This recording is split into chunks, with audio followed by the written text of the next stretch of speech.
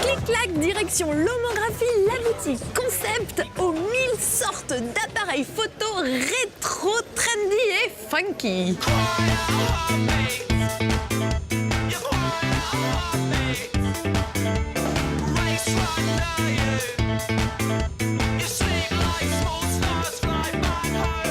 D'où vient la lomographie? Alors, la lomographie, c'est un mouvement et aussi une entreprise. En fait, c'était au début des années 90, deux étudiants autrichiens qui se baladaient sur un marché aux puces en République tchèque et qui ont trouvé le Lomo, l'appareil photo Lomo, et qui l'ont essayé. Il fait des super photos avec des super couleurs. Ils ont adoré ça et de fil en aiguille, ils ont racheté les droits de production en Russie, puisque c'est produit en Russie à la base. Et voilà, c'est parti de là. Et il y a eu plein de nouveaux appareils, des reproductions d'anciens modèles aussi.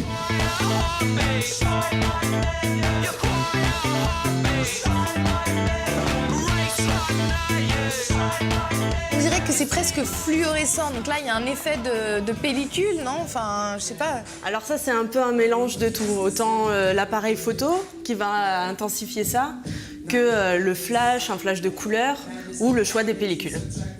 Alors, si on veut avoir ce rendu, qu'est-ce qu'il faut choisir? Tu choisis n'importe quel appareil. Par exemple, celui-ci. Sur ce flash, tu vas pouvoir mettre une petite pastille de couleur.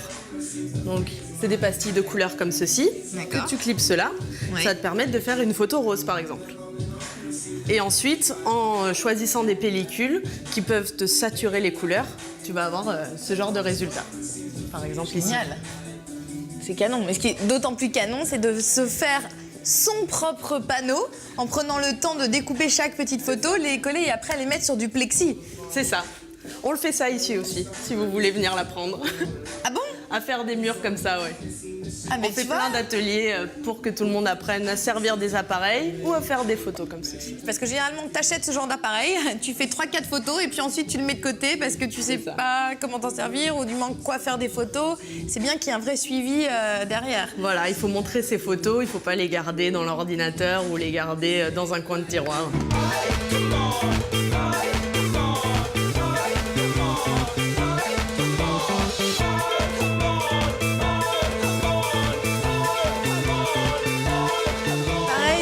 Justement, si moi je suis une cliente lambda, j'arrive, qu'est-ce que tu me recommanderais si je n'ai jamais essayé?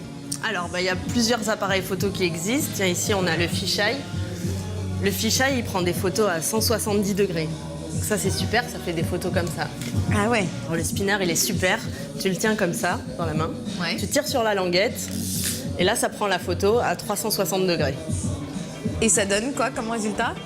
Ça donne des photos comme ceci. Waouh!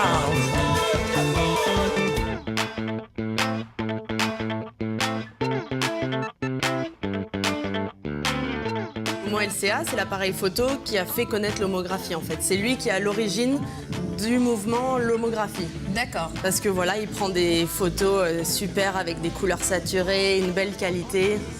Et la lomographie, voilà, c'est vraiment cet appareil photo. C'est lui.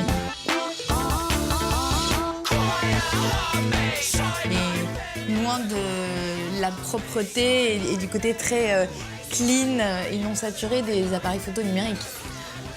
En fait, voilà, tout type de photos, toutes les photos sont belles. Il faut essayer en fait des nouvelles choses, essayer des nouvelles couleurs, des nouvelles façons de prendre de la photo. Voilà, c'est pas forcément des photos ratées, c'est juste des nouvelles façons de voir la photo. Ta photo n'est pas ratée, elle est très intéressante.